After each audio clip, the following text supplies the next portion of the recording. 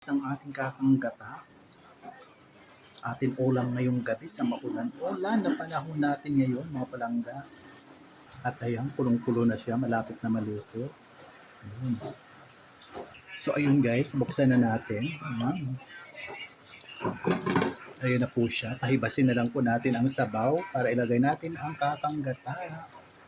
Ito po ang ulam natin ngayong maulan na gabi, mga palangga. Ayan na. Rumaragasa na po ang ulan.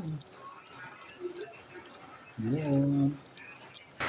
Buksan ulit natin mga palangga at malapit na po maghibas ang sabaw. Saka ilagay na natin ang kakanggata. Ayun po guys, naririnig niyo yung ingay ng aming bubong. Ang lakas ng ulan na. So yun guys, ilagay na natin ang gata.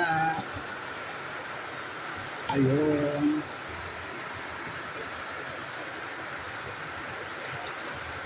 Ayun po mga palangga. Ayan na po siya guys. Ayan. Ayan na siya po. Kukuluin lang po natin siya mga palangga. Ayan. Para maluto rin ang gata. Ayun. Ang ating yaming paksiw. Ayan na guys. Kumukulo ng ating paksiw. Ayan. Palulutuin lang po natin ang gata mga palangga. Ayun. Ayun po, malapit na tayo kumain. Baka mag-drown out na naman. Dahil sa lakas ng ulan, mga palangga. Ayun.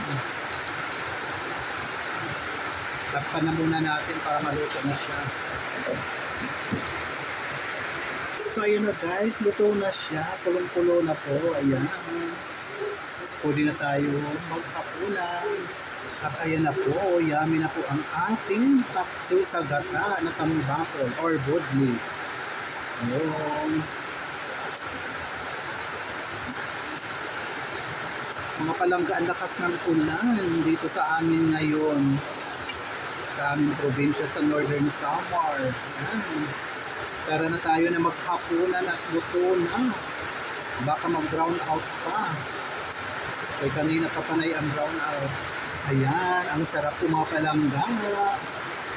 Muli, maraming salamat sa patuloy na pagsubaybay sa aking mga munting video sa Ramil Javier Ella Vlog. Thank you so much for watching, sharing, follow, and like. Love, love, love. See you po sa next video mga palangga. God bless us all po.